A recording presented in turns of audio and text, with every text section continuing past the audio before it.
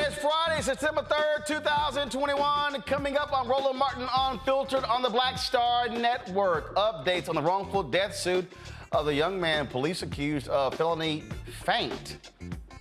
He died in police custody. In Chicago, a third city cop has been arrested this week on allegations of excessive force. A veteran officer is caught on video shoving a flashlight between a clothed teen's buttocks. Inmates in an Arkansas jail say they took the deworming drug ivermectin to treat COVID-19 and were not told about it. In Beverly Hills, a police task force arrested 106 people, all but one were black. According to a class action lawsuit, the task force targeted black people with harassment and arrest for low-level and even non-existent violations to keep them away from Rodeo Drive. The former Minnesota police officer who shot and killed Daunte Wright faces a more serious charge, and the other three cops in the death of George Floyd, they say, please no live streaming of our trial because some people will not testify. The South Carolina Supreme Court strikes down a city ordinance mandating masks for public school children just as the state struggles with a surge in school-related coronavirus cases. Also, updates on the R. Kelly trial. A woman testified that the singer paid her $200,000 to settle a lawsuit after giving her herpes. Also, President Joe Biden blamed the surging COVID-19 cases, the lackluster August jobs report, which saw an increase in black unemployment. Plus, in Alabama, the first African-American woman on the Birmingham School Board joins us tonight for our Education Matters segment. It is time to bring the funk on Roland Martin Unfiltered on the Black Star Network. Let's go. Whatever the miss, he's on it. Whatever it is, he's got the scoop, the fact, the find. And when it breaks, he's right on time and it's rolling. Best believe he's knowing. Putting it down from sports to news to politics. With entertainment just for kicks, he's rolling. It's on go, roll, roll, y'all. It's Roland Martin, yeah. Rolling with Roland now. He's funk, he's fresh, he's real, the best, you know he's Roland Martin now.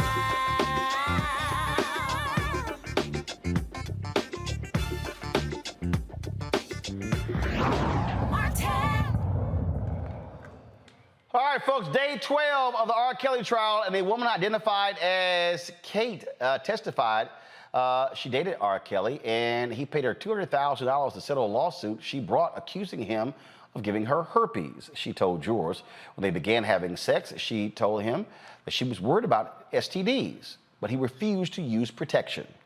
On yesterday, federal prosecutors called DNA experts to take the stand. The expert, Yang Fei Wu, testified that he found semen on a blue shirt that one of the R&B star's accusers said she saved. Earlier in the trial, Geronda Pace recalled her last day at Kelly's home, saying he spit on her, slapped her, and choked her until she passed out after he flew into a rage because she texted a friend.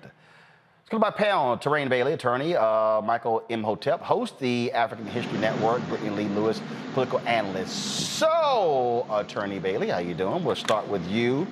You are defense attorney. As you looked at this trial, you've seen how the prosecution is laying this out.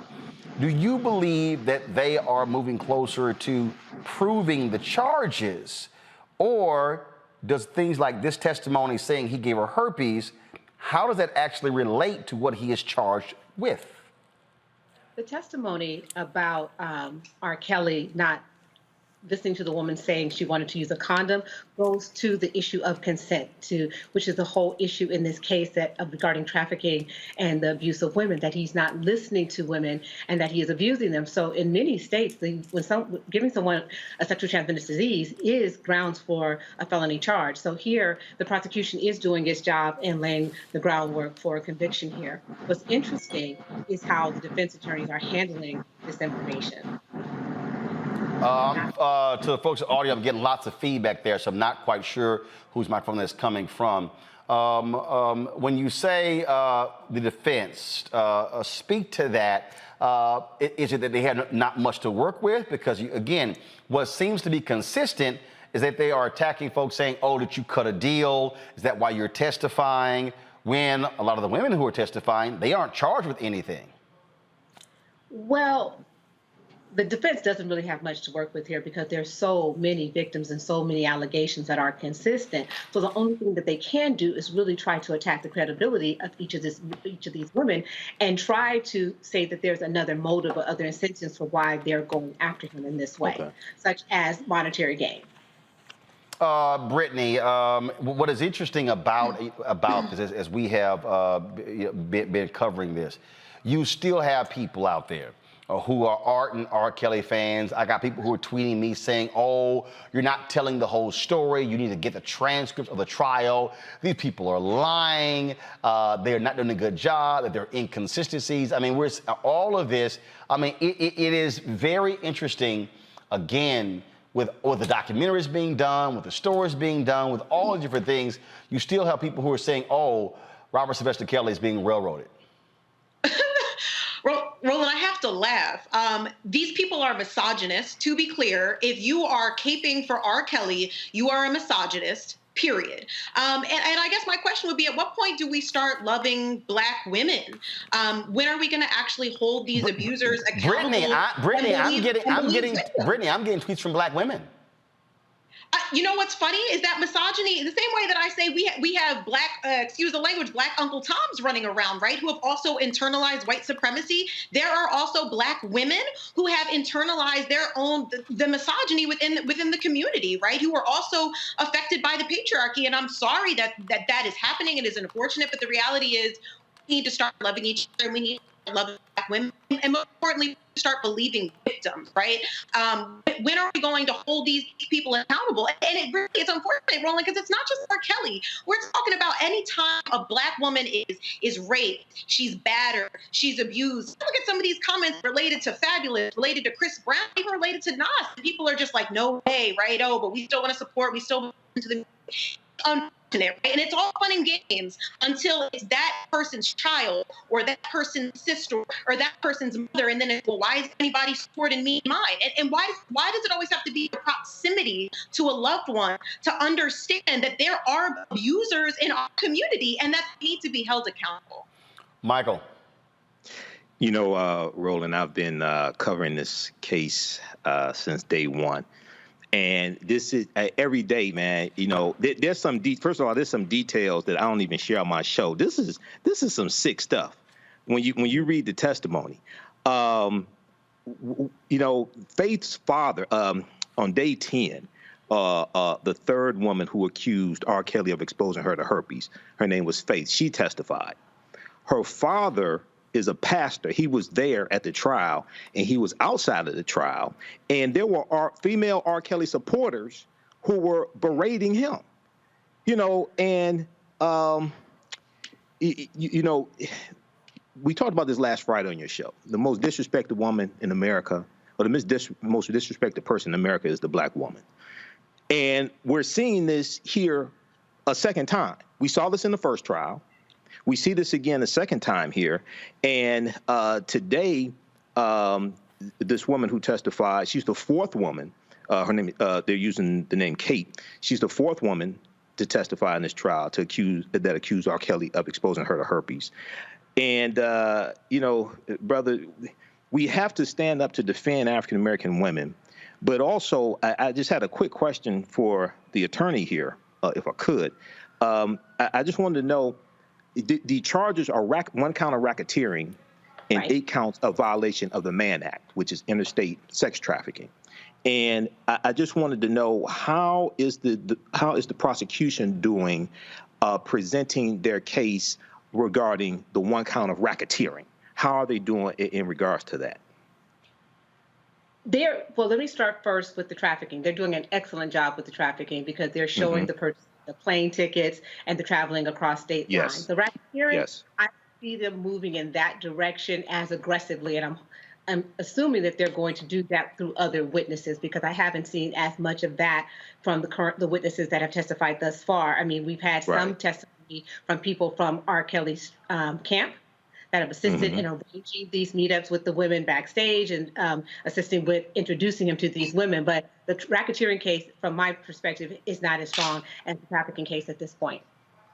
Okay. All right. Thank you. So obviously the defense will have opportunity to put their case on. Right. This is one of three cases he actually faces, Dwayne. And so, do you believe that as this moves forward, this jury of 7 men and 5 women are going to listen to this harrowing testimony? And as you said, I mean, it's very gritty. It's extremely, when you talk about the choking, one woman said that he forced her to perform oral sex on him. A gun was nearby. There was a man who testified that R. Kelly performed oral sex on him. I mean, just day after day, just extremely graphic testimony, and that this jury is hearing every single day. This testimony is exhausting for a jury. Day after day, and each detail gets more gruesome and more detailed. And so the jury can become exhausted with these facts. So by the time the defense gets to their case, they're going to have to try something new to mitigate some of these allegations. And the only thing they can really go for is jury nullification. And jury nullification is when you say, okay, these are the facts, okay? But look at it from this point of view. These women, regardless of their age, consented to being initially involved with R. Kelly. And then they take it from there and they start showing how this may have been more consensual and part of sexual preferences more so than abuse. But that is going to be a hard sell to a jury, but you're going to have to ask the jury to set aside all their reason and all their common sense and say these women, all these women agreed to this behavior and this treatment. This is going to be, again, something we're going to continue to follow, and we certainly will see what happens next in this case, but it is just very significant with this level of testimony. Let's go to Minnesota, where after reviewing the case, the former Minnesota police officer who shot and killed Daunte Wright, they faces a more serious charge. Former Brooklyn Center officer Kimberly Potter was already facing a count of second-degree manslaughter. Thursday, Minnesota Attorney General Keith Ellison added an upgraded charge of first-degree manslaughter to the existing count of second-degree manslaughter. The officer shot Wright, who was unarmed, during a traffic stop. The incident was recorded on police body camera video on April 11th. Potter claims it was an accident, saying she thought she had a taser in her hand and not her service weapon when she pulled the trigger. What do you make, Terrain, what do you make of the aggressiveness of AG Keith Ellison? Obviously, a huge win for them with the conviction of the former cop who killed George Floyd. This new era of prosecuting police officers after George Floyd, we're seeing something unprecedented. Officers used to mistreat defendants and just walk away with complete immunity. And after what we saw in Kentucky regarding Breonna Taylor, we're seeing attorney generals across the state, like the attorney general in Colorado in the McLean case, just come forward and say, you know what, enough is enough. Officers, they are charged with a duty, and then when they act outside their duty, they need to be held accountable. So this is really good for the public. This is saying we're going to hold these officers accountable. Again, this is what happens when you have, Brittany, you have attorney general or district attorneys who are not in the pocket of police in the unions, where they are examining the evidence. Absolutely. And we've known for a long time with all of these cases, the evidence is always damning, but it's a matter of actually doing the due diligence and prosecuting appropriately and letting our friends walk away. And I'm glad that we're finally entering this new moment. It does seem like this moment is unprecedented, because we know that oftentimes these police officers are not convicted, let alone even charged. And they're able to literally shoot first and ask questions later. I feared for my life. I made a mistake. And that's always seemed to be enough. And it's not anymore, Roland. And I'm glad that we are seeing these police officers being held accountable. Michael, again, we talk about DAs matter, AGs matter. Right. We're seeing this in the case of Minnesota. Absolutely. And we just saw this in the case of Elijah McClain as well, because the Democratic governor appointed a special prosecutor who's the state's attorney general. State's attorney general came back with 32 counts against 3 officers and 2 paramedics. And here, once again, this is an example of how elections have consequences and elections matter. OK, so we have to make a direct connection between protests and issues that we're protesting against and who actually resolves those issues. The police reform, DAs, all of that, prosecuting rogue police officers, et cetera. The one thing that I have concerned, and you know, I've covered a number of different police cases and police shootings. The one thing I have a concern about is what happens when this white female police officer, if she gets on the witness stand, and if they have a jury trial, because in this state, I'm not sure if she can have a bench trial, because that's a trick that they pull also, is have a bench trial with just the judge that's the juror, as opposed to a jury of 12, to take the public out of it and take the emotion out of it. What happens when she gets on the witness stand, Kim Potter, and breaks down crying and sobbing and say, I didn't mean to shoot this boy and all this stuff? That's my concern, you know. So we have to see how this turns out. But, you know, I agree with the charges, but we have to see how this turns out. Folks, let's stay in Minnesota, where attorneys for 3 of the other officers on trial for killing George Floyd, they now want to keep the trial from being broadcast and live streamed. Go to my computer, please. The request came from the attorneys for Thomas Lane, Jay Quing, and Tal Thao. Earlier they wanted the trial to be publicly broadcast. Now they're saying that, that if this is streamed, that there are people who are not going to want to testify if they do so. Terrain, that's quite interesting. That's quite interesting there on that particular point. By saying that, if it's streamed, there are people they're not going to testify. Really? They don't have a choice. A subpoena is a subpoena. It's not an invitation. So they don't. You're saying there's no party flyer, huh? No, there's no RSVP. You just show up or you go to jail. And it's very simple. And so I think what's happening is that these officers and their defense teams are seeing how the live stream of the trial worked out in the first trial. And it didn't work out very well there for Derek Chauvin. I mean, we were able to see, and we talked about this, his reaction to the jury and just how he reacted to the testimony about the death of George Floyd. And so it's not to their benefit to have it publicly broadcast. This has nothing to do with their witnesses. Their witnesses have no say-so whether or not they come or go. So this is a defense. And you know what? I respect that.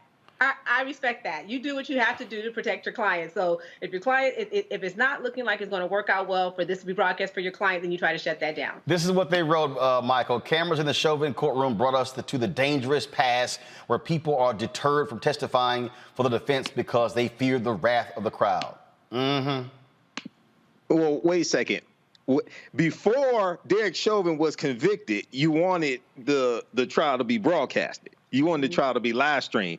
Now that it didn't go the way you thought it was going to go, now you changed course. See, the question I would ask, on cross-examination, I would ask the question, what changed between when you first made that statement, okay, because the evidence didn't change, basically, okay? So what changed between when you first made that statement, you wanted it broadcasted, and all of a sudden now you don't want to broadcast it? But I find it interesting that they're saying this now. When you had African-Americans who testified, okay, in the Derek Chauvin trial, it was broadcasted. When you had the case of Darnella Frazier, we heard her voice, but we did not see her face, okay? You can do the same thing for these people who you're claiming don't want to testify and have it live streamed. We can just hear their voice. We don't have to see their face.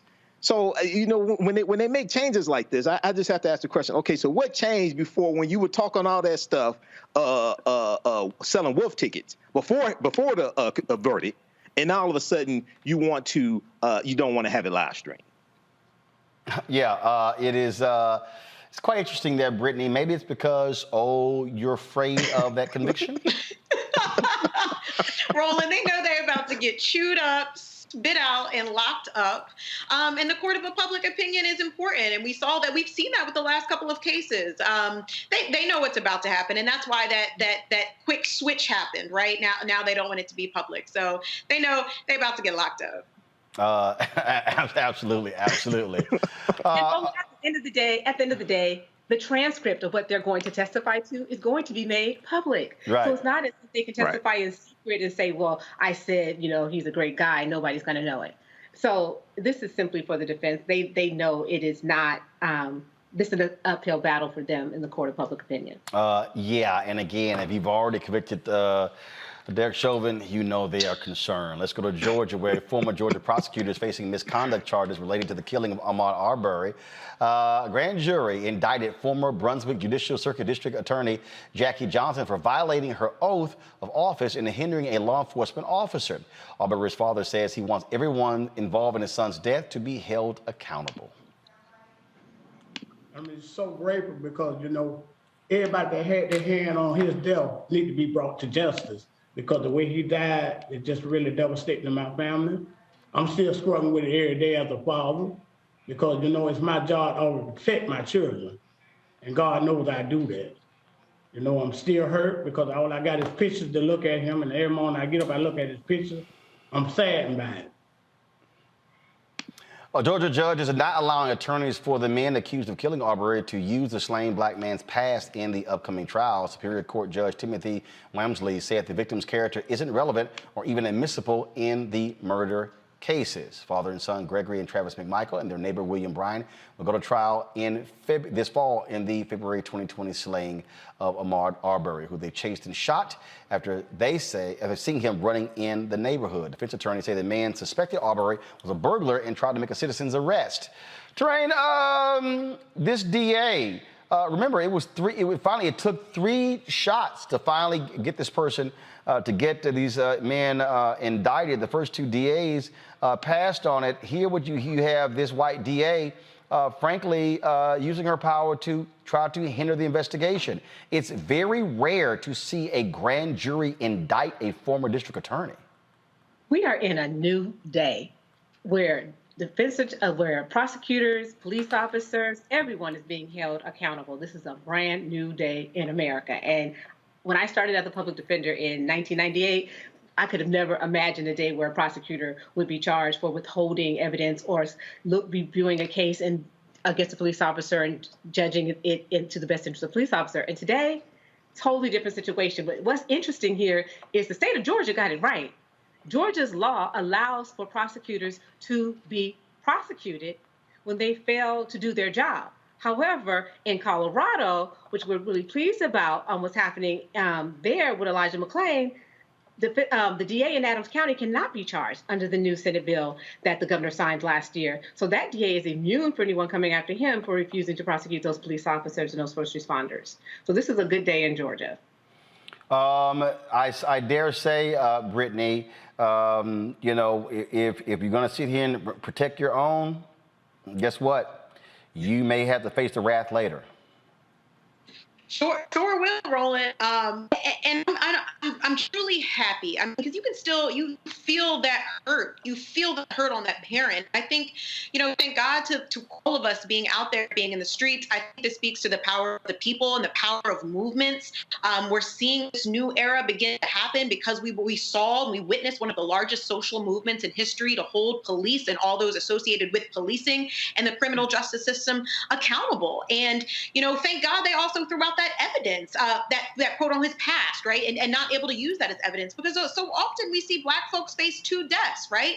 The physical death, and then as the people that are mourning, they then have to mourn the quote unquote death of their character, right? Which we know to not be true. So I'm glad that they are throwing out that evidence, and I'm also glad that they're holding this DA accountable. It's about time, and it's the right thing to do. Michael.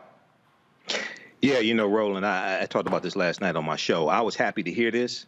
And when this whole case came about in February 2020, and Brunswick Judicial Circuit District Attorney Jackie Johnson refused to press charges, and then we found out that Greg McMichael used to be an investigator in her office. Well, I'm like, well, wait a second, hold on. You know, I said, now I do know that Georgia has the largest Confederate monument in this country, but I'm like, wait a second. There should be some charges against her. So this is good to hear. And, you know, in the charges, it said that they're alleging that she showed favor and affection to suspect Greg McMichael, but also that she failed to treat Ahmad Arbery and his family fairly and with dignity. And, you know, I applaud the charges, and hopefully she's convicted as well. She faces, I think, 1 to 5 years in prison on violation of oath of public office. So gotta go. All right, I got some other police stories, but I need a break because these cops are just driving me crazy. So we're going to go to commercial break. When we come back, we're going to talk about the jobs report out. Black unemployment has gone up. We'll break the numbers down next on Roland Martin Unfiltered. Yes! On the Black Star Network, folks. If you did not miss the announcement last night, our OTT network launched. We are on, yes, Apple phone, Android TV, Apple TV, Roku, Samsung TV. Who am I missing? Xbox. We're on all of these platforms, Amazon Fire Stick and Amazon TV. So just simply look for the Black Star Network. Just look for this right here. Look for this, and of course, download it. And of course, it's free. We're not charging you a subscription. And so we launched last night, and this is what happens when you are Black owned. So not only are we live streaming on YouTube, Facebook, Periscope, we also, again, are broadcasting on our own OTT channel. So we want all of you to download this, and you can actually watch the show live right here on the Black Star Network. I'll be back in a moment. I believe that people our age have lost the ability to focus the discipline on the art of organizing. The challenges, there's so many of them and they're complex, and we need to be moving to address them. But I'm able to say, watch out, Tiffany, I know this road. That is so freaking dope.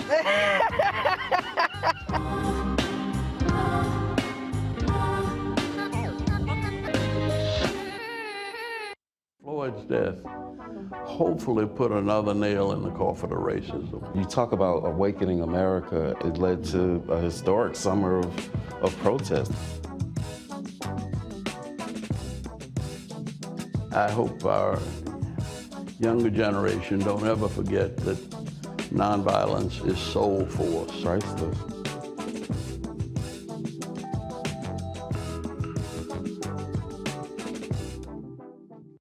I'm Chrisette Michelle. Hi, I'm Chaley Rose, and you're watching Roland Martin Unfiltered.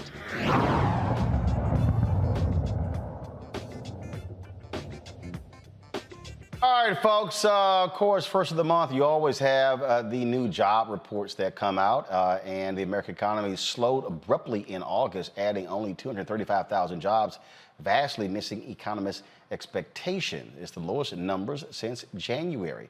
President Joe Biden is urging Congress to pass his more than $4 trillion economic agenda to boost the sluggish job growth. No question the Delta variant is why today's job report isn't stronger. I know people were looking, and I was hoping for a higher number. What we've seen this year is a continued growth, month after month, in job creation. It's not just that I've added more jobs than any first-year president, in the first year of any president. It's that we've added jobs in every single one of my first 7 job reports, and wages are going up. Some more jobs, some months are fewer, some months more, but always adding jobs. This is the kind of growth that makes our economy stronger and consistent progress, and not boom or bust. Today's report fell far short, and predictions were revised down to 728,000 from 750,000 earlier after Wednesday's ADP employment report. According to the Bureau of Labor Stats, the unemployment rate fell to 5.2% in August from 5.4%, yet Black unemployment went up. Dr. Kristen Brody, she joins us right now. She is an economist. Kristen, how you doing? I'm well, Roland. I just want to say, first of all, congratulations on the launch of the new network. And secondly, I want to say not all economists. I definitely didn't see the increase that others predicted, and I don't know why they predicted it. So let's talk. Let's talk about this here. And so give us an indication. What were the Black numbers like in terms of overall Black unemployment, Black men, Black women, Black youth? All right. So if we look from June to August, the Black unemployment rate in June was 9.2%. It went down to 8.2% in July, and then up to 8.8% in August, and that was the only rate that went up. So if we go across for the U.S., 5.2% in August, white 4.5%, Asian American 4.6%, Latino and Hispanic 6.4%.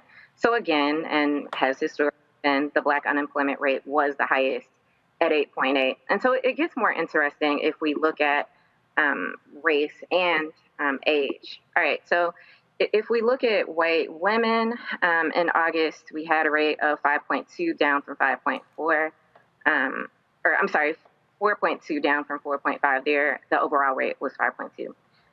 Men went from 4.9 in July down to 4.4%. And then if we look at white teens, their rate went up. But now, if we go over to Black people in August, Black women, the rate in July was 7.6. It went down to 7.9. It went up, I'm sorry, to 7.9. For men, it was 8.4. It went up to 9.1. And the real thing to look at is Black teens. So their rate, I'm going to go back to June. It was 9.3%, and last month it went up to 13.3. Theirs was the only one that went up like that. And then for August, it went up to 17.9. And so over the 13-month period between August of 2020 and August of 2021, Black teens aged 16 to 19 had the highest average unemployment rate, 18.32%.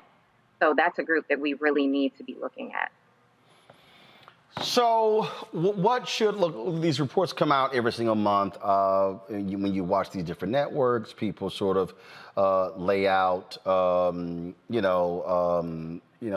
number of different things. What should we learn from this and know about this? So I think one of the things that hasn't really been talked about is the percentage of people that telework throughout the pandemic. So that's something that the Bureau of Labor Statistics started tracking in May of 2020. And so in August, 13.4% of those employed teleworked due to the pandemic. Of those workers, 12.4% were white, 11.2% were Black, 30.4% were Asian American. They've had very high rates of telework, and 7.9% were Hispanic or Latino. And so I think that's important, because Black and Hispanic workers are overrepresented in customer-facing jobs that are considered essential. So this is like cashiers or care workers, these customer-facing jobs that cannot be done remotely, and also put these workers at higher risk of getting COVID. All right, so what do you see in terms of, as we're now going into the fall and into the winter, what are you projecting for African Americans? It's not good. I think so. We had the eviction moratorium, which was really good, but the Supreme Court just rejected that. And we're also getting ready to see the end of unemployment benefits. And both of those things are really going to affect Black and Latino workers, particularly those who are low income. So we know that Black and Latino people have lower rates of getting the vaccine, and there are a number of reasons for that, which I've discussed on your show. They're more likely to get evicted. They have higher unemployment rates. They need the benefits more. So I have no idea why economists keep thinking that the story is getting better as the Delta variant spreads. We're coming into the winter season. This is the time where people need housing, they need benefits, and they need to be able to get back to work, have childcare, and have transportation. And we're just not doing enough to make sure that those things happen. Questions from my panelists. Brittany, first, your question for Dr. Brody. Sure. So I'm really curious about where Black women specifically are faring in all of this. So we talk a lot about, obviously, when white America has the cold, Black America has the flu, and I've obviously heard quite a bit about women specifically not being able to completely enter into the workforce because of a lot of the child rearing expectations and health, caring for children. So how do we make sense of the experiences of Black women right now? Yeah. So if we look at Black women over the 13-month period, their average unemployment rate was 8.97% compared to 5.35% for white women. And so we know that Black women are overrepresented in jobs like cashiers and these caretaking jobs that are, again, essential, but put them at risk of getting COVID, which then puts their family at risk of getting COVID. So Black women, as has been the case throughout history, have been taking care of this whole country. And we need to take care of them now. Question, Terrain, for Dr. Brody.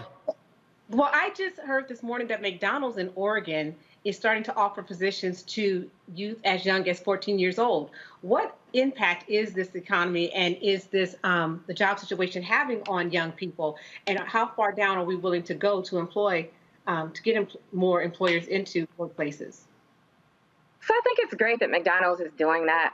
Also, Walmart just announced that it's increasing the wage for some of its workers by $1 an hour. But I think the important thing is thinking about, how do people get to work? Do they have transportation to get to the job? Do they know that the job exists? Because how do people find out about jobs? You find out on the internet. Do they have internet at home? Are they able to apply, right? I mean, are they sharing one computer that mom is trying to use for work and the kids are trying to use for school? And even if so, do they have enough money to be able to get to work even, right? So I think that it's great that companies are saying that they're trying to recruit workers and that they're raising their wages slightly, but I'm just not sure that it's enough in all cases. Let's see here, Michael. All right, Dr. Brody. So going over this and listening to the conversation here, so we saw that with African-American women, that we saw that hiring in retail and hospitality slowed down in this jobs report, so that explained a lot of the increase in unemployment for African-American women. What explained the increase in unemployment for African-American men? One, and two, how at the same time there are millions of available jobs right now. Okay, how do we navigate throughout this? All right, so I think it partially relates to travel, right? So if you think about traveling, when people travel, they are the people that work at the concessions at the airport. They are the people that load the bags onto the airplane. They're more likely to be men than women. We think about just all of the things that go into travel. Who cleans the hotel? Who is at the front desk of the hotel? Who drives the Uber or the cab to get you to the hotel? So we saw people really starting to travel when things opened up. Airlines said that people could sit in that middle seat. But then the Delta variant came and people started to cancel their travel plans. And so who does that affect? It affects all the people that I just mentioned. And with the unemployment benefits ending, we're seeing labor force participation starting to increase. People couldn't go to work because they didn't have childcare, couldn't afford it. But now they're being forced to. They've got to figure out what to do with their children. They've got to figure out how to get to work if possible. And so with more people entering and not being able to find a job, even if jobs exist, do the people that are looking for a job, do their skills match the jobs that are available? Can they get to those jobs? Do they know that the jobs exist? Like that sort of matching doesn't happen by magic. Right. Okay, thank you. Well, it is certainly a whole lot to take in with these job numbers. We certainly appreciate breaking down. Unfortunately, when you watch these other networks, the black focus never actually happens, which is why we got to have our own. So otherwise, we wouldn't know any of these black numbers because they definitely don't talk about it on these other networks. Exactly right, Roland. So, okay, now we had our lower third that said Alabama A&M, but you got this Alcorn State shirt?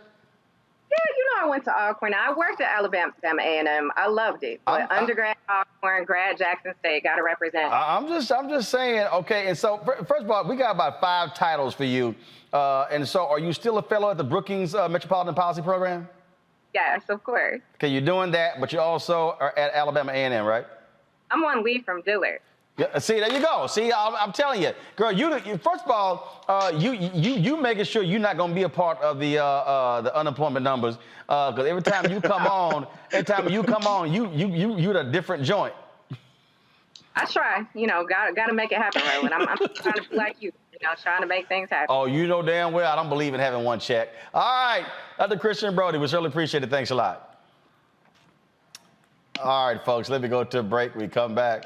But wait till we tell you about the craziness in Chicago where a police officer is accused of shoving his flashlight in the buttocks of a brother. Oh, but we're supposed to not hurt their feelings. I keep telling y'all, keep your foot on their neck. Otherwise, they'll do stuff like this. You're watching Roland Martin Unfiltered on the Black Star Network. Back in a moment. White supremacy ain't just about hurting black folk. Right. You got to deal with it. It's injustice. It's wrong. I do feel like in this generation, we've got to do more around being intentional in resolving conflict. You and I process. haven't always agreed. Yeah. But we agree on the big piece. Yeah. Now, conflict is not about destruction. Conflict's gonna happen.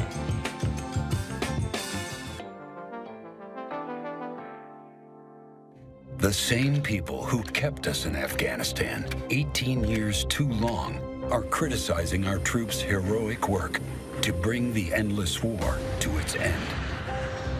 One of the largest airlifts in American history moved more than 140,000 to safety under the most difficult circumstances, a feat the press and the critics said could not be done, in a situation made more dangerous by Donald Trump. The fact is, Trump's team got rolled by the Taliban in their deal. Then Trump doubled down, ordering the release of 5,000 Taliban insurgents from prison, including the commander who led the attacks that toppled the government. American veterans backed this president in getting the U.S. out of Afghanistan. We honor our sisters and brothers lost to the cause, including 13 in the mission's final days. And we respect a commander-in-chief whose own son served alongside us, who had the fortitude to do what the past 3 presidents did not. He ended the endless war. Hey, I'm Cupid, the maker of the Cupid Shuffle and the Wham Dance. What's going on? This is Tobias Trevelyan. And if you're ready, you are listening to and you are watching Roland Martin Unfiltered.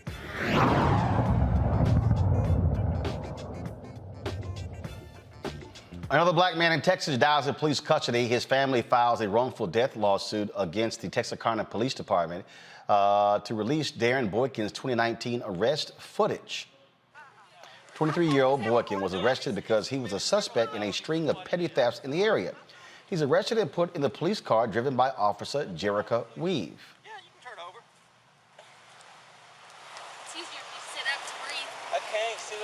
Do you guys need me to transport him back over to your guys' police cars? Oh, we're just going to transport him. Mom! 253. Huh? Yeah. Here, set up. What's his name? Jason Williams. 45, 911 Thank you, Brandon. You ran the whole way?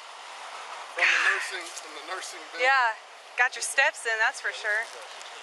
She's tough. Can you please knuckle my mom door right there? Oh, this is your house? Behind me. Huh? Behind me, the brick house. No. You're going to be getting a phone call at some point downtown. Jason, you can do that then. Oh, if your family, listen to me, if your family wants to come out here and pitch a fit, what are you saying date of birth is? What's your date of birth? 8592. 8592. I gotta lay down. Okay. Let's go ahead. He ran all this way and then he acts like he can't. Stand up. Can't function. Stand up. Okay, sir. Stand up. Function. It's either you're standing up or you're dragging. All right, cool. Come on. Let's drag him. I'm trying to get up. Come Hold on. Let me get my hands up.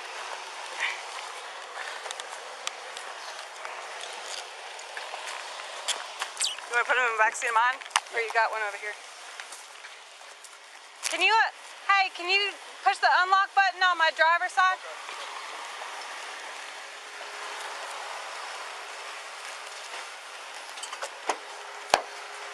You can get in by yourself? Sure.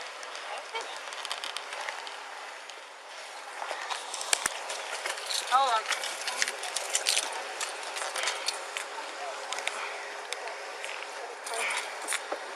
you have anything on that side? No. Do you have anything on that side? Didn't you lie about your name, dude? Come on. You put me in the car? All right, get in. All right. This is going to be y'all's felony suspect, too. Get in. I've seen the judge. You help me, I can't. Get in or I'm going to pull you in.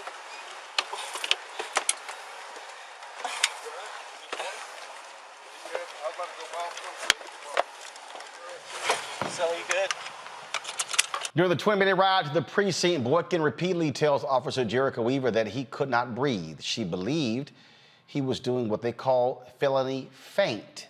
It's not until Officer Weaver arrives at the police station she realizes something is wrong. The lawsuit accuses Officers Weaver and Brent Hobbs and Sergeant William Scott of violating Boykin's civil rights by being deliberately indifferent to a medical crisis, resulting in Boykin's death.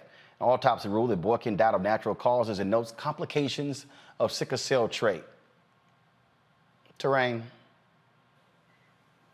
You know, when your client tells you some of the things that the officers say to them when they're being arrested, you don't want to believe them. And that, I'm just being honest about that, right? Because you want to believe that the officers are acting in the best interest of everyone. But what the introduction of body cameras have done for policing is shown us the indifference that they have when they are interacting with suspects who are still citizens. And they still are responsible for caring for them and making sure that they are treated appropriately. I mean, they are innocent until proven guilty. But these officers are out on the street acting as judge, jury, and executioner.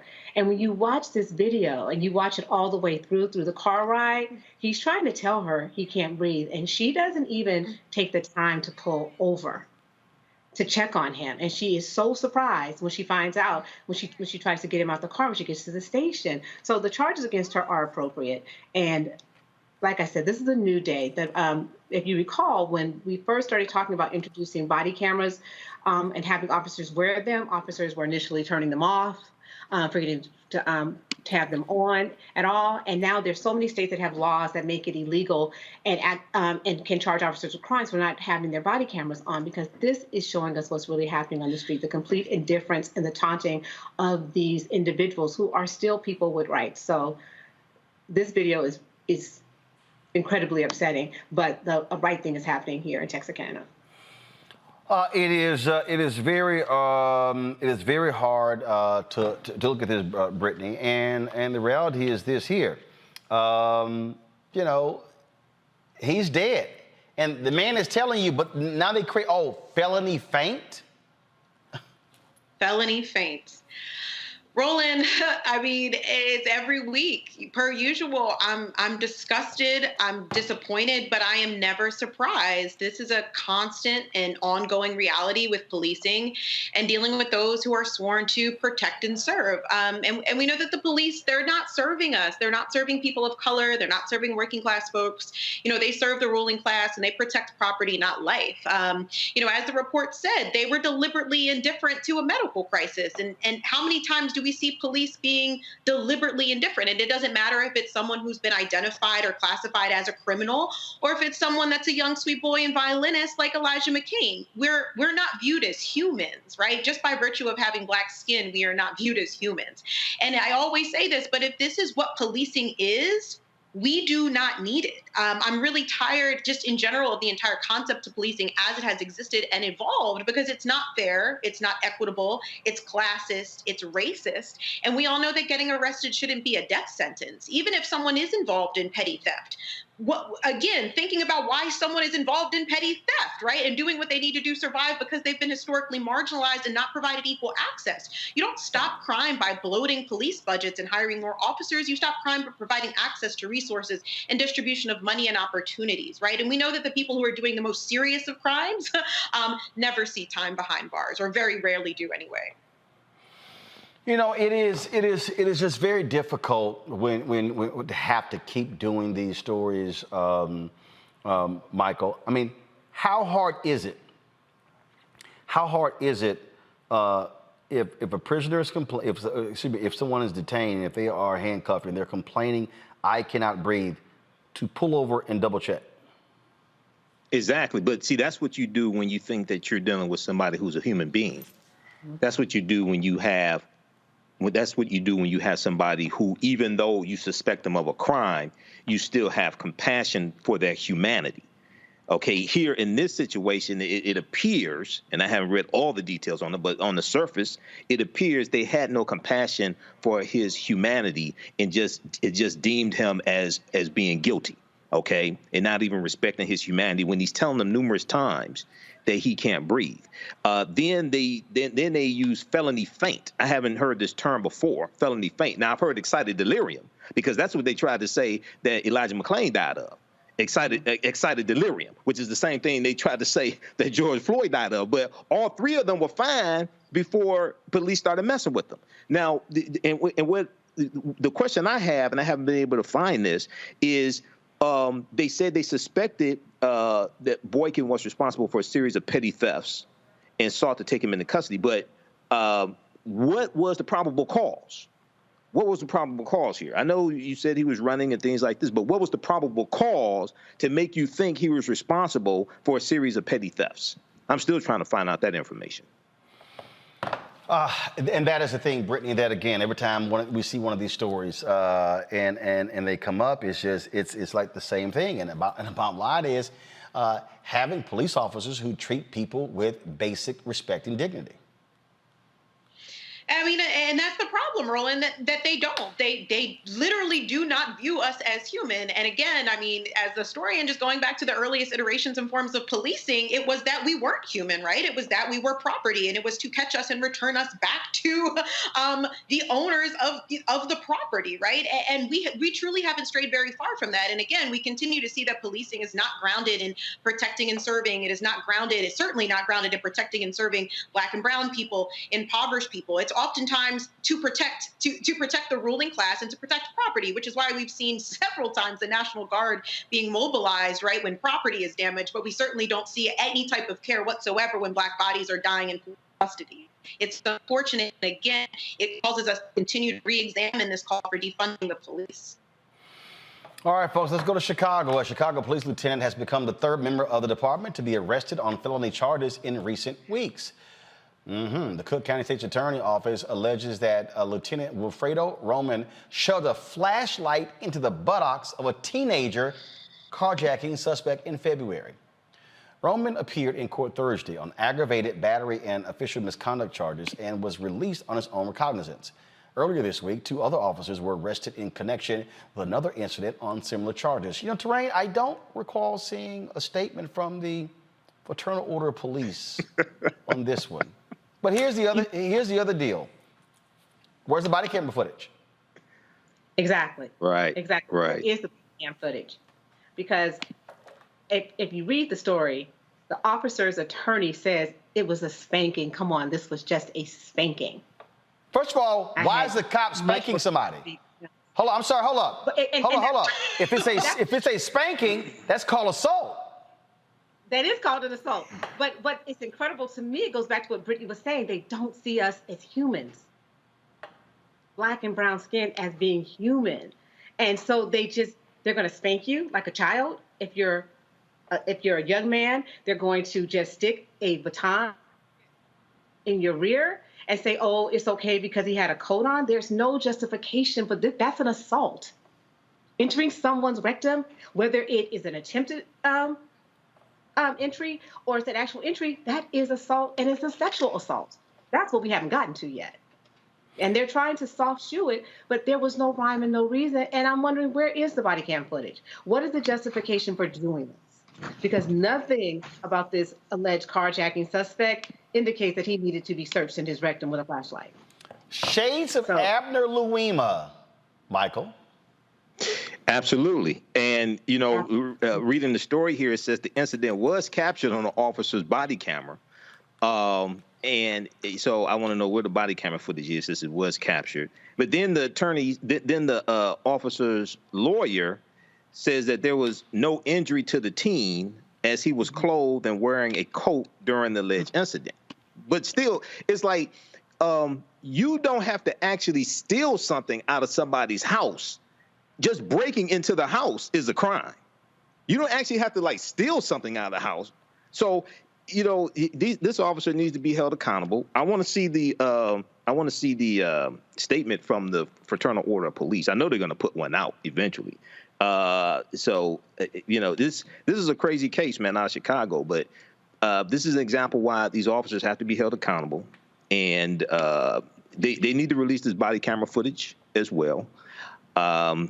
So this is another crazy story, man. But at the same time, with these various cases taking place, people who want, at the same time, many of us are going to have to apply to these police departments and be the type of officers that we want to see as well. As they weed out people like this, as they weed out these white supremacist officers, things like this, many of us are going to have to apply to these departments and be the type of police officers who serve and protect that we want to see also. Well, it is absolutely crazy when you see these stories. In California, the Beverly Hills Police Department is hit with a lawsuit claiming its officers arrest black people disproportionately. The complaint centers on the police department's Operation Safe Streets initiative. The suit claims that between March 2020 and July 2021, the task force made 106 arrests, 105 of them black. Beverly Hills Police Department issued a statement which that says the following: the women and men of BHPD take an oath to protect human life and enforce the law, regardless of race. Any violation of this pledge is contrary to the values of this department. We take all concerns regarding the conduct of our officers very seriously. That's it. I mean, I'm just saying, Police Chief Dominic Rivetti of Terrain, 106 people arrested, 105 black. Boy, I don't know if you. That's a hell of a ratio. So, if you recall, in 1992, at the start of the riots in Los Angeles, the officers didn't swarm to South Central, where the majority of the destruction and the violence was happening against people in our community. They swarmed to the west side of Los Angeles, and they pretty much laid a boundary protecting Beverly Hills and that west side of Los Angeles. And they wouldn't let people cross over into there because they wanted to protect those stores and protect that property. The same thing is happening here. They see people of color and they assume that we can't afford to be there. They assume that we're there to commit crimes. And they have these task force out there that have these alleged probable cause for stopping people and these petty offenses when there are people committing real crimes. And it's just outrageous. And so it goes back to that point about officers being there to protect and to serve. Who are there to protect? Who are they there to protect and preserve? And it doesn't feel like it's us. And I've said repeatedly that this is going to continue until we require that police officers live in the communities that they serve. Mm-hmm. Because as long as they continue to come into our communities and police us, then it's as if they're at war with our community. And that's what's happening across the nation. Brittany. I need an explanation, because that wasn't it. Like that really was not it. And I think this goes back to the comment that I always make when we talk about policing, and just echoing the comments earlier. This is about protecting property and protecting the white and wealthy. It's never been about protecting. They are not interested in protecting Black and brown community members. We know that in inner city communities, it takes the police 3 times longer to arrive. It is not about protecting us. It is not about protecting the working class. They care about protecting property and the white and the wealthy. It's the policing, literally, when we think about Rodeo Drive, it's the policing of what they believe should be a whites-only area. And we may have removed the signs that say white only, but quite frankly, we know that there are certain spaces that they solely do not want us. There's no other way to explain this. Clearly, they can't even begin to explain it, right? The statement that they put out doesn't make any sense and doesn't explain why this would happen, because it's not explainable. And I wonder at what point we are really going to continue to consider policing, as it exists, because it is not for us. Yeah, listen to that statement. I'm sitting there going, really? That's the best y'all can do, Michael? That's when you know you've been had. Right. They can't say anything else without incriminating themselves. So they put out that blanket statement, okay, and they just hope this case blows over. But you got Benjamin Crump and Attorney Bradley Gage, who filed this class action lawsuit. And what's interesting is Attorney Gage told the Washington Post that 2% of the residents of Beverly Hills are Black, but almost 100% of the rest are Black. That's a pretty clear indication something's wrong. So they can't defend this. 105 out of 106, okay? But so this goes to implicit bias. This goes to racial profiling probably as well.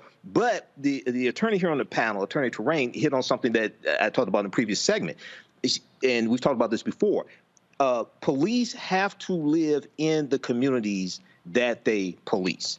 They have to come from those communities, because when you do that, and this is why I said, at the end of the day, many of us are going to have to apply to the police department and become the type of officers that we want to see, and who serve and protect, who come from those communities, who are their protected communities, not come from outside, who are there to occupy the community and see those people as subhuman.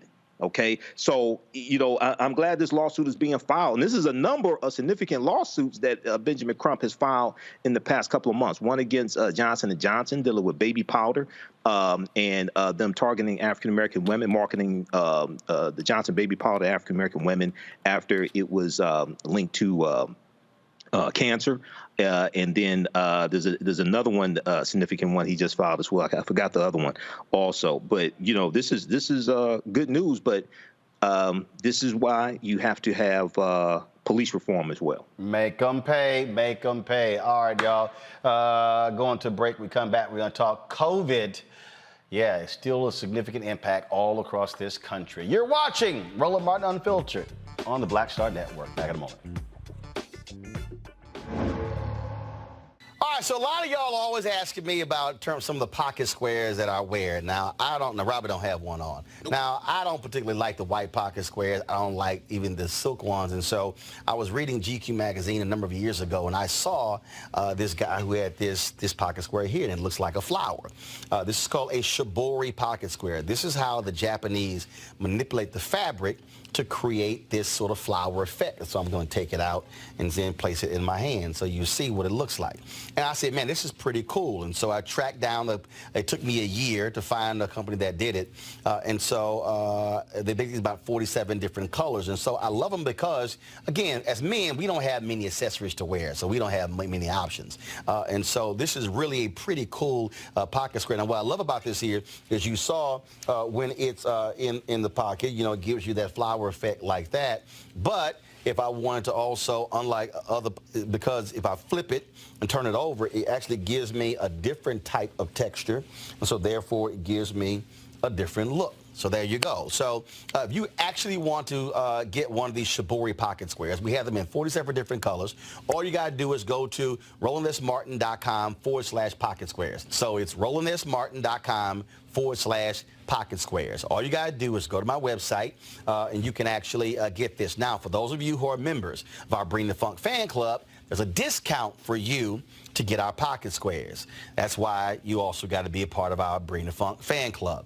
And so that's what we want you to do. And so it's pretty cool. So if you want to jazz your look up, you can do that. In addition, y'all see me with some of the feather pocket squares. My sister, who's a designer, she actually makes these. They're all custom made. So when you also go to the website, you can also order one of the customized feather pocket squares right there at RolandSMartin.com/pocket squares. So please do so. And of course, it goes to support the show. And again, if you're a Bring the Funk fan club member, you get a discount.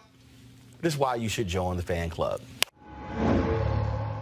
I'm Bill Duke. This is Diala Riddle, and you're watching Roland Martin Unfiltered.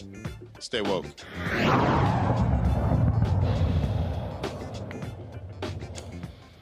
August was a deadly month for those battling COVID, folks. Last month saw 4.22 million new reported cases and 26,805 Americans dead from the virus. The combination of the Delta variant and the unvaccinated is causing numbers to skyrocket. Presently, there are 40.5 million reported cases and 662,000 people who have died.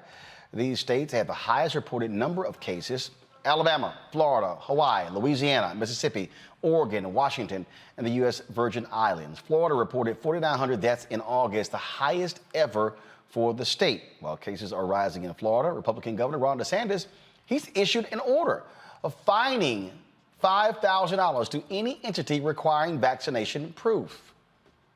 Florida has 3.2 million reported cases, and a total of 44,000 people have actually died. What I don't understand, Brittany, is how stupid these people are.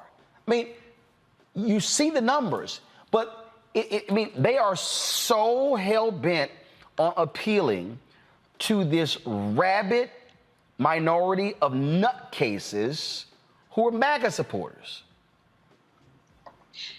It's wild, Roland. And it's unfortunate. Again, I mean, this is the party, and this is a governor who continues to put politics over people, literally, and some of his own constituents, which is wild to me, right?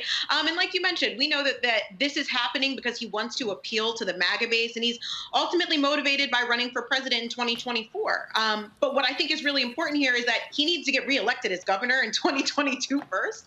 And from the last thing that I've seen, his poll numbers are significantly down. They were down after he kept trying to defund the schools, which was, a wildly unpopular concept. So, it's just interesting to watch him kind of, at first he was backtracking in the way that he was trying to defund the schools, and now he doesn't want to have vaccination cards going, and it's truly mind-blowing, again, because this is all about politics and not anything to do with the health of the people that he is supposed to be serving. It's absolutely nuts. Durain, a Florida chiropractor signs over 500 mask exemptions for students. Yeah, a chiropractor. A chiropractor. Sarasota County School District issued a mask mandate enforcing students to wear a mask unless they have a medical, physical, or psychological reason. Well, Dan Bush, a chiropractor in Venice, Florida, signed nearly 13 of the exemption forms in the district. After the increase in exemption forms, the superintendent of Sarasota County Schools issued an update stating only medical doctors, osteopathic physicians, licensed or advanced registered nurse practitioners can authorize exemptions. Florida has some of the highest COVID cases, as we said, in the nation. Really? A chiropractor? Terrain, go ahead. So this is where it gets complicated with that school district, because they allow chiropractors to complete medical examinations of students to even enroll in school. So you can't ride two horses with one butt on that one. So either you're going to accept the chiropractor for their medical evaluations or you're not. So they're going to have to do something a little bit more creative. I don't think that this is going to stand, because as I read the article and I did some research, it looks like they're trying to have those families go back and get new forms completed by doctors and by nurses that they consider medical providers. But under the state statute, chiropractors are in that category as well. So but it's ridiculous that people can just go pick up a form and the doctor evaluated them. So it's clear they're clearly circumventing the rule. A chiropractor. A chiropractor. Let's go to South Carolina. With South Carolina. For chiropractors, we have very good friends for chiropractors. But they damn sure no medical doctors. Exactly. Trust me. If I got an allergy problem, I'm not going to a chiropractor. I'm gonna go to an allergy doctor. I'm just saying. All right, Michael, the South Carolina Supreme Court bans Columbia's public school mask mandate. In August, Columbia Mayor Steve Benjamin announced the mandate to protect school-aged children who are not eligible for the vaccine. Yesterday, the state's highest court unanimously voted against the measure, stating the mandate violates state law restricting masks in schools.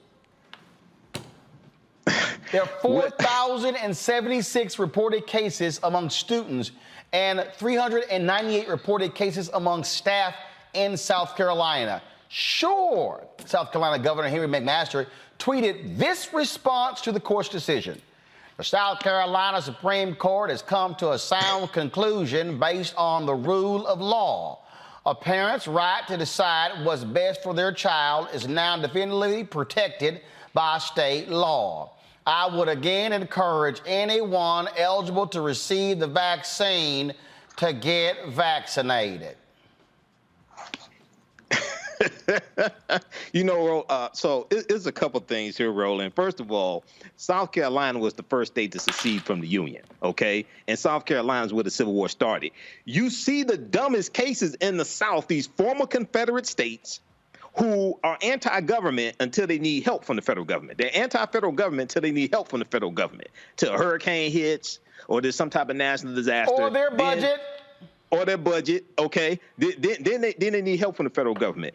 When it's the law, I don't know what year that law was made, when they said it's children can't wear masks in schools, okay?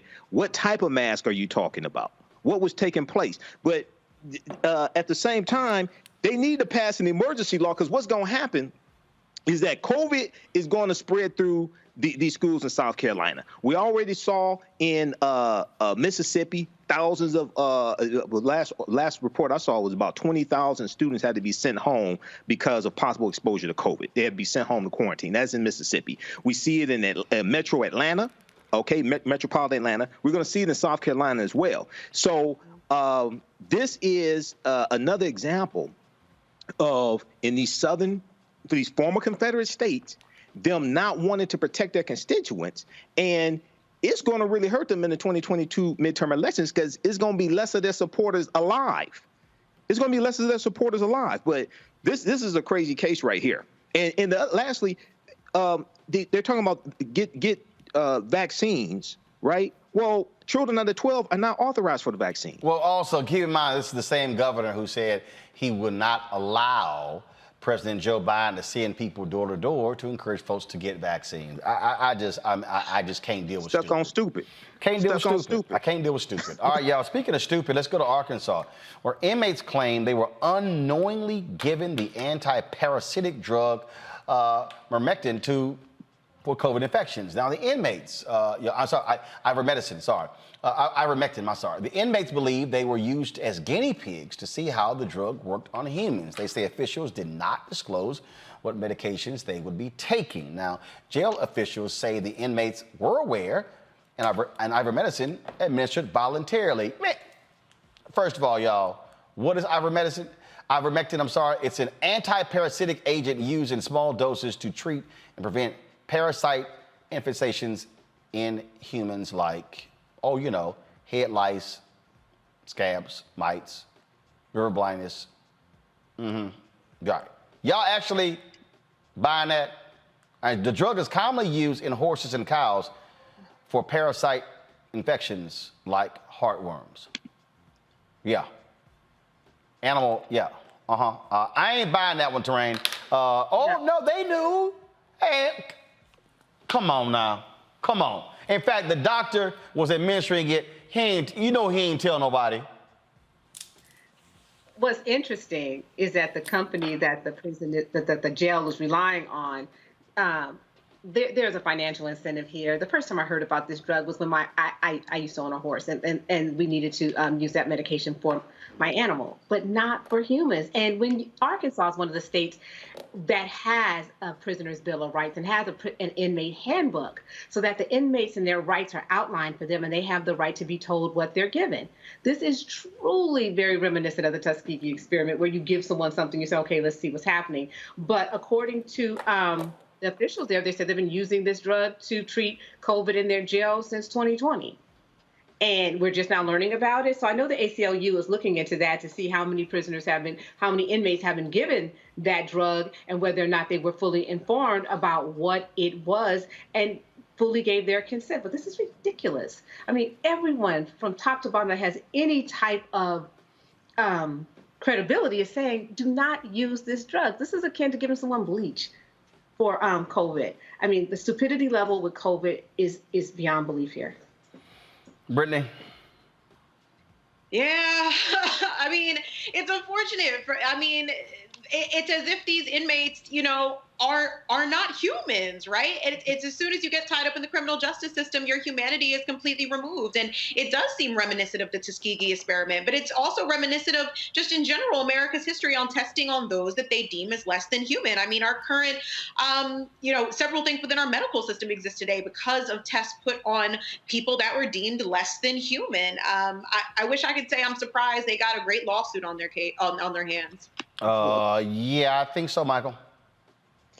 Yeah, it sounds like a lawsuit, but also, the FDA dealing with ivermectin says that an overdose of ivermectin can lead to seizures, comas, and death. Well, that's the CDC that said that. So I wonder, in treating this, using this in the jail, and without notifying the inmates that they were using this, did anybody die? Did anybody go into a coma? Were there any seizures from this? What happened when you gave it to them? To my understanding, no, but thank goodness. Yeah. Thank goodness. So this is there's a history. We've talked about this before on this show. There's a history of experiments being done on African Americans, whether it's in the military, whether it's going back during slavery with J. Marion Sims, who was known as the father of modern gynecology, and experiments he did on enslaved African women without anesthesia. So this is a troubling case, man. So people need to be held accountable. Absolutely. All right, folks, real quick break. When we come back, we're going to talk Education Matters. That's right. Sister, she wins the school board seat in Birmingham. That's a city they are not too particularly pleased with charter schools.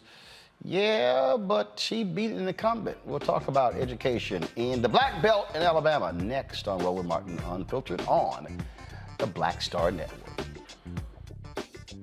When you study the music, you get Black history by default. And so no other craft could carry as many words as rap music. I try to intertwine that and make that create whatever I'm supposed to send out to the universe. A rapper, for the longest period of time, has gone through phases. I love the word. I hate what it's become, and to this generation, the way they visualize it. Its narrative kind of like has gotten away and spun away from, I guess, the ascension of Black people.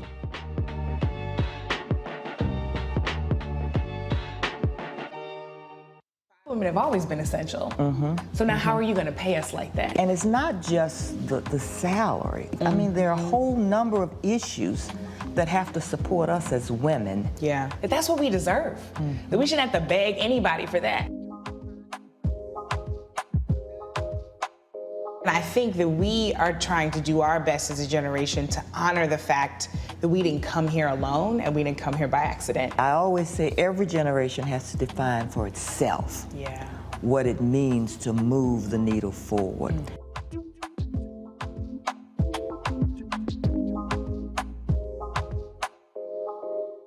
Hey everybody, it's your man Fred Hammond. I'm Deion Cole, and you're watching Roland Martin Unfiltered. Stay woke.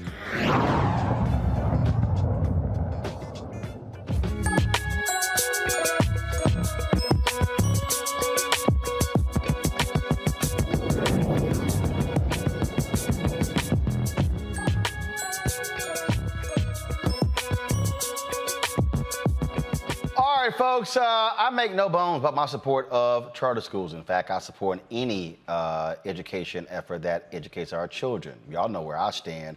I'm down with charter schools, homeschool, online school, technical schools, magnet schools, private school, you name it. It does not matter to me as long as our kids are getting a shot at a future. A few years ago, I was in Birmingham and actually Montgomery as well, talking about the importance of charter schools shortly after the law was changed in that state. Well, in August in Birmingham. My next guest defeated a city school board incumbent with regards to being on the school board. Now, when we talk about that, again, because y'all have heard me talk about this on this show on many occasions, the importance of when we run for school boards. A lot of people don't want to do that, and a lot of folks then wonder, how do we actually change things? So when you actually run and you win, you get to impact public policy. A lot of people don't realize that school board races, not a lot of folks vote. Well, folks did vote in this race, so joining us right now is Daunte Williams. She won with 56% of the vote for District 2 there in Birmingham. What's happening? What's up? We did it, Joe. So you worked with Dr. Howard Fuller and Bayo, Black Alliance for Education Options. You were very much involved there in efforts to expand school choice, parental choice in Alabama. Birmingham, you got a lot of folks who were saying no, no, no, no. Sounds to me like folks bought your message about how to think differently about educating our children in Birmingham. Oh, yeah, most definitely. You know what, Roland, we just went out with a platform that was very strategic and intentional. My platform was parents, policy, and partnerships. We were very consistent and concise on the messaging. It was clear our current school board is reporting that our students are 2 and 3 grade levels behind. And families know that it's absolutely unacceptable, and we could not continue to do the same thing that we've been doing in years past. So, they not only bought into what we were talking about, but they knew what needed to be done. So I'm grateful that they showed up at the polls. And like I said, we did it, Joe. So not only did Birmingham City Schools in District 2 win, but the entire city of Birmingham won on August the 24th. You said 2 and 3 grade levels behind? Yes. And this is pre-COVID. So now, the question is, you laid the message out. What do you hope to change and impact in Birmingham? So my primary goal is increasing parental engagement and involvement. We started that with Bayo some years ago, and I really feel like there's not enough transparency with parents from the district level about exactly where and how children are performing. Recently, over the summer months, we had 3,700 students participate in the summer enrichment programs, but we have 23,000 students in Birmingham City Schools. So if you don't get the whole number, that sounds like a lot of students participated, but not enough. And so what parents are doing is they're looking at report cards when they come home. They see that their students are making either A through F grades. The students are being passed along, but they do not understand exactly where this places them academically in terms of being college and or career ready. And so the first thing we have to do is sit down and have what I intend to call huddles. I'm a sports person, and be extremely transparent with parents to let them know where their children are performing. And from a policy standpoint, letting our school leaders know. We have 2 laws. Obviously, the charter school legislation that was passed in 2015, but in 2013, we passed the Alabama Accountability Act that gives flexibility and autonomy to current school leaders to operate their schools based on how their schools and their community need it. And so, Birmingham won by having someone like myself and others being elected, because we know policy and we can help now implement policy that can close this academic gap. I mentioned going to Birmingham, Montgomery. I forgot I also went to Selma. And I remember, and I think you were there in Selma as well. I remember the conversation where there was a sister. And in fact, I'm gonna go pull that video up. And I'm gonna make sure that we put it on Black Star Network so people can actually see what we talked about.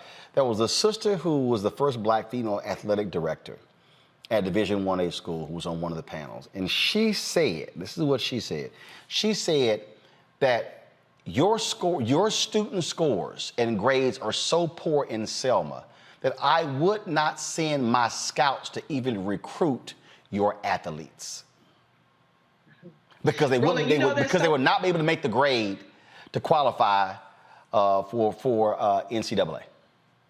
Yeah, and that's interesting that you bring up sports, because in addition to working with Bayo, what really turned on the lights for me, I referee women's college basketball Division I. And I started out on, of course, the middle school, high school level, and I grew to Division 2, 3, and 1. And as a former student athlete, I'm seeing these great athletes in high school, but I'm not seeing these students in college. And so when I started to do the research, that's where I too learned that our students are not meeting the grade level, the requirements. They couldn't make the ACT score. They're not, back then we had what was called an exit exam that was based on an 8th grade level that students did not take until their 10th grade year in high school, with 6 opportunities, twice sophomore, junior, and senior. And these students could not pass the exit exam. And so at this point, the state decided that they would remove the exit exam because so many children were actually not getting to graduate. And so parents were in uproar, and again, not understanding why their child was not able to graduate, and it was based on that exit exam. So we removed the exit exam, and now all we require is that students take the ACT. Not have a specific score, but just take the ACT. And so what we've created is a system of perpetual poverty, because we're at home saying, go to college, and students enroll, but they're starting out in remedial courses. And I'm an HBCU grad, so, we have welcoming arms. We're receiving students, but where you're in college, professors are prepared to deal with college ready students, where in fact they're dealing with 8th graders and 9th graders because this is the grade level that they are inheriting students on. And it's unfair. And so someone has to sound the alarm to say enough is enough. And so Birmingham, they made it loud and clear on August the 24th. Let's go to my panel for questions. I will start with Brittany. Well, first off, congratulations. Congratulations. But I do have a question. So charter schools, we know, were initially created to be innovative. And I, too, absolutely believe that schools should not be a one-size-fits-all. But I'm also someone who has worked in a failing charter school. So we've seen, for example, the charter school that I was working in was a charter school where we saw people with really great intentions, but they had absolutely no background in education. And essentially in that flexibility and autonomy that they had with completely no real oversight, the school essentially ended up being an experiment for, I would say about 5 different grade levels, and the school ended up closing, and a lot of those kids actually ended up going backwards. So as someone who is a proponent of charter schools, my question is, how do you address allowing students to be, allowing these schools to be quote unquote innovative, but also making sure that they are still in that innovation, hitting those markers and allowing those students to be successful and ready for college? So Alabama law, like many of the other states, we were the 43rd state to pass charter school legislation. So we had 42 other states to look at. When you look at the national statistics, they're telling us that our charter school law is the best law. Probably because we are the last state to institute the law. But when we talk about the level of accountability, the biggest thing is making certain that we only bring quality schools or allow quality schools to come to the state of Alabama. The alternative has been 67 schools on the failing schools list in the state of Alabama, and all it is a list. And so when parents don't have a choice, they don't have an option. And so they have to send those children to those schools. We have to have some other alternatives. While I am a proponent of charters and I do support it, I actually helped write the charter school legislation for Alabama. I do not think that is the law that is going to help us close the academic gap. I think it is the Alabama Accountability Act that gives the autonomy and flexibility to our current schools and our current school leaders to do what they need to do. When we're in conversation with our current leaders, they are talking about, we know what we need. We know what resources need to be made available to us. But the truth of the matter is we did not have a strong board. We did not have a board that was willing to be confident enough to make the decisions and be unapologetic about it. There's a mass exodus leaving the city of Birmingham and Birmingham city schools. And so in order for us to be in sync, we have to do something. So, I think that holding that high level of accountability for charters is extremely important, but we have to hold that high level of accountability for our traditional public school system as well. And here's my whole deal. I don't believe in having janky charter schools. If they ain't doing the job, shut their asses down. But I believe the exact same thing with traditional schools. Again, see, I think that for me, Michael, is the problem whenever we have this conversation. I ain't down for no failure. And one of the things that I've tried to do is I've traveled the country, and Daunte was there. This is exactly what I said. I said, we need to be ensuring, and you know this from some of the jacked up ass schools in Detroit. We need to be ensured. No, I'm serious. I said we need to be, and also the jacked up efforts by Betsy DeVos and others when it came to charters. This is what I have preached, literally, in Selma, in Montgomery, in Birmingham, Atlanta, New Orleans, Chicago, Memphis, Philadelphia, in Colorado, all around the country. I've said we need to be ensuring that when a charter school, before a charter school opens, before they open, sound board, sound management, sound curriculum, and all of that. I said properly vet them so they are set up for success the day they open, as opposed to these fly-by-night con artists who are trying to make a quick buck. Michael, go ahead. Yeah, and we've seen a lot of that here in Detroit also with charter schools. Some successful, some. Hell, yeah, but you see some con artists with traditional schools. Oh yeah, I agree with that. I mean, folks who are in prison right now for embezzling millions of dollars. But go ahead. Right. Well, criminals usually go to where the money is. So, I agree with that. It's on both sides. It's on both sides. And Clueless Betsy DeVos was from the state of Michigan as well. Okay. Just so people who don't know that know that. We knew about her long before she became Secretary of Miseducation under Trump. But for Daunte Williams, one, congratulations on your win. Two, I'm sure your source at Delta Sigma Theta are proud of you. But the question I had is, with all the challenges that are taking place in the state of Alabama as far as education, we know they have one of the lowest. They rate low when it comes to educational attainment as well in the nation. For this school year, what is it that you want to see implemented to try to start turning things around? We know we're not going to solve all the problems in one school year, but for this particular school year, what do you want to see implemented to start making progress and reversing these trends that we're talking about?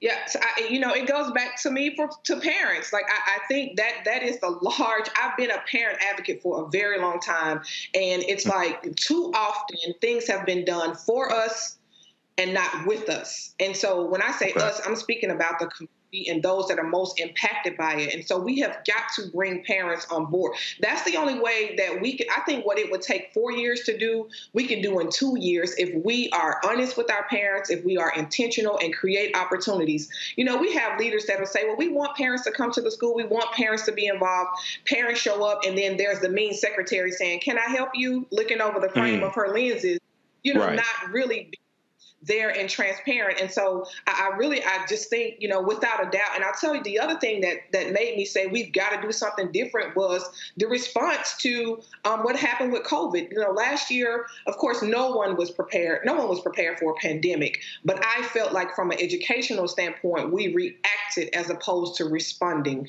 We should have already had partnerships with people in the community, from our faith-based community to the business community. They have, beautiful emphasis. They have facilities. We should have created safe spaces. We should have put school buses in neighborhoods, took out every other seat, created hot spots, because there are a lot of grandparents and great-grandparents that are rearing children today. A lot of the parents who are frontline workers, they work in the restaurants, they work in the hospitals, the hotels, the places that our state leaders deemed as, places of necessity. And so, we did not do a good job. And so the biggest thing is letting parents know that they matter. And for people who aren't typically involved in the grassroots work and understanding the importance of parental engagement, they minimize that a lot. And that's part of the problem. We don't respect the voices of those households that those children are coming from. And then the other thing is, these parents are a product of this system that we're trying to fix. Right. So know how things are. So we can't pull wool over their eyes. Terrain. Okay, thank you. Question for Daunte? Congratulations. This win is huge. This is so huge. Birmingham, Alabama is over 70% African American, over 70% Black. So looking at that number, this is largely important to our community. So for those who aren't parents, but who are interested in helping close the achievement gap in Birmingham, how do you plan to get them involved? So great question. One of the things, again, for me, it was parents, policy, partnerships, the partnership piece. I ran during the canvassing, the door knocking, the phone banking, thousands of folks who talked about wanting to be a support of Birmingham City Schools, those that are professionals, retired professionals. I even met folks who were educators that retired early because they wanted to do something different. They were kind of forced out, didn't really like how things were working, but create those opportunities for those folks to come back. I know in District 2, we only have elementary and middle schools. And even going back to Michael's question, one of the things that I think we need to do is talk about equity on a very serious level. We have what we call academies in our school system here, but the academies are career opportunities, but they're only at specific schools.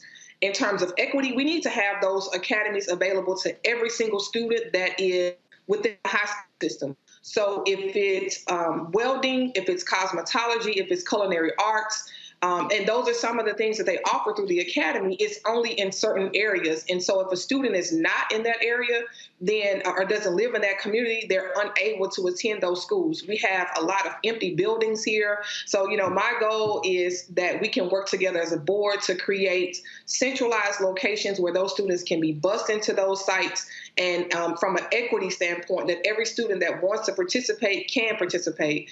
And the other thing is, starting those academies at the middle school level. We have such a high dropout rate. I think if we can early expose to college and career paths, starting with those academies at the middle school, then the students will be more likely to stay in school and finish and enter into a career path of their choice. But again, allowing those folks to come back to the community, come back into the schools, create partnerships, and that's it. I don't, just parents policy partnerships. I have a ton of things, and I know it's going to take the other 8 board members for us to work together, as well as the superintendent. But there's a different atmosphere here in Birmingham. This was indeed historic. We've never had an African American female represent this district in the history of Birmingham City Schools. Where 97% of the students in Birmingham City Schools are African American, and so that in itself is incredibly necessary for these young children to see someone that looks like them, that understand and speak the language that they speak. I will be in Birmingham next month for the Magic City Classic, and so look forward to seeing you there. And so also look forward to hearing some great things, what's happening there, because again, we got a lot of black folks in Birmingham, a lot of black folks in the Black Belt of Alabama, and education is vitally important, and we cannot be in a situation where we're making excuses for our kids not getting education. And let me say this here, we also can't make excuses when we are living in black cities with majority black elected officials and our school system still being in shambles. And so certainly look forward to that. Your superintendent, I met her when I was there a couple of years ago. And so good luck. Yeah, well, thanks, Roland. I appreciate it. If you're not a member of Join the Funk Fan Club, you have got to, Roland. If it wasn't for you, we wouldn't be able to have, be as informed as we are, to have the messages that we're getting out. And so thank you, your panel, for your integrity, because we are listening. The world is listening, and you mean a lot. Congratulations on the new app. It's already downloaded. All 3 of my phones got it, so I'm all in. Thank you. I appreciate it. Thank you so very much. Thanks a lot. Folks, it has been a pretty wild 24 hours since we announced the launch of Black Star Network. Folks have been, so what happens is, I get alerts on my phone when every person who joins. And so literally I'm sitting here and I'm just scrolling up, and all these different people are sitting here. You see the announcement of folks who joining, and we certainly appreciate that. And so here are the platforms that we are on. And so, as we said, we are on Apple TV, Android TV. We're on Amazon Fire Stick, Amazon TV. We are on, again, drop the low, there we go. We are on Samsung Smart TV, Xbox, Roku, all of those platforms downloaded to your phone as well. You can see the show on the app as well. We still live streaming on YouTube, on Facebook, on Instagram as well. Then, of course, we have our social media. We're on all social media platforms. Let's show that, please. You can catch us on Twitter. Catch us on Instagram, Facebook as well. I have not set up I think we're also on TikTok too. So we're on all of those different platforms. And so, it has been quite the busy 24 hours. And hopefully next week, Terrain, Brittany, and Michael, I will then be able to unveil, folks, our studio when we got it completely done. Our set piece is going to be constructed next week. Green screen is already in here. We're going to finish the set here, hang all the black art that we have up in here, and all the LED lights. So we got a lot of stuff we got to do. Y'all gonna have a great Labor Day weekend. Let's see here, Brittany, what are your plans? That's a great question. Just spending some quality time with my folks, for real. Barbecuing, chilling. Hold up, you barbecuing or somebody else barbecuing? Oh, somebody else's barbecuing. Oh, yeah, I thought so. I enjoy myself. Yeah, I thought so. All right, Michael. Well, Roland, I'm teaching 2 online classes dealing with history this weekend. One on Saturday dealing with understanding the transatlantic slave trade, and Sunday dealing with history from the end of the Civil War through 1968. So people can visit my website, AfricanHistoryNetwork.com, for more information. But that's what I'm doing this weekend, and I'm taking Monday off. I'm not doing my radio show Monday, so I'm going to try to get as much sleep as I can because I am sleep deprived. Terrain, what you doing? Trying to enjoy these last few days of summer, like Brittany, catching up with some much-needed barbecue and some family fun and friends. All right, well, I ain't going no damn where. I'm playing golf this weekend, relaxing. We don't have a live show on Monday, which is Labor Day, because it's Labor Day. But we of course, are going to be, I'll be leaving for Nashville on Tuesday, so I'll be broadcasting Roland Martin Unfiltered from Nashville on Tuesday. Of course, I'm scholar in residence at Fisk University. I'll be giving my first lecture at Fisk on Wednesday. And so I'll be broadcasting from there on Tuesday and Wednesday. And so look forward to that. And also interacting with the students, faculty, and staff at Fisk, and having some of those students. See, let me explain to y'all what we do. So I don't play games when it comes to when I go places. I put folks through the paces, and so the students at Fisk will be helping me with the show, and they're going to be learning real time how to actually do production and broadcast a show. And so y'all better get ready, because I don't play. Other people, they teach. Oh, we teach, but we teach you for real. And so we'll look forward to Professor Uncle Roro dropping on the campus and just letting y'all know I don't play. Just letting y'all know I'm giving you a heads up. If y'all want to support our Bring the Funk fan club, please do so. Every dollar you give goes to support the show. We've had some fantastic support. Man, the last 24 hours, folks, we're giving, again, every dollar you give goes to support what we do. Cash App is $RM Unfiltered. That's right. Venmo is @ RM Unfiltered. You have PayPal is R Martin Unfiltered. Zelle is Roland at RolandSMartin.com. Roland at RolandMartinUnfiltered.com. No, we have created accounts on the other apps for Black Star Network, but if you want to support Black Star Network, you keep giving to these accounts right here. There is a Cash App that is $ Black Star Network. That is not us. That is not us. It was created September 2020. That is not us. So if you want to support this show and Black Star Network, you give to Cash App at $ RM Unfiltered. PayPal, R Martin Unfiltered. Venmo at RM Unfiltered.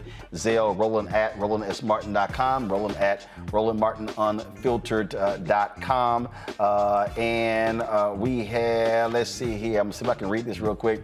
Shout out to Tommy Williams, Billy Buck, Farah, Deborah Elaine, Corey Jackson, Thanisha, Daryl Lavelle, Kevin Lindquist, Willie Jackson, Jordan McBride, Ronald McGee, Clarissa Lane, Deborah Montgomery, Monica, George Hamilton, Cassandra Galloway, James McBride, Ned Murray, Marquise Reed, Sherry Ruffin, Tim Roddy, Alicia Benjamin, let's see here, Rob Parlow, Michael Addison, Barbara Foster, Otis Lasky, Landria Jordan, Sharna Washington, Tania Williams, Katura Jones, Angela Wilkerson, Brown Strickland, Alan Brown, Joan Warren, Effie Coley, Michaela Harris, Anthony Lawson, Larnell Farmer, Dana Washington, Corey Brown, Anthony Mosley, Darren McCatney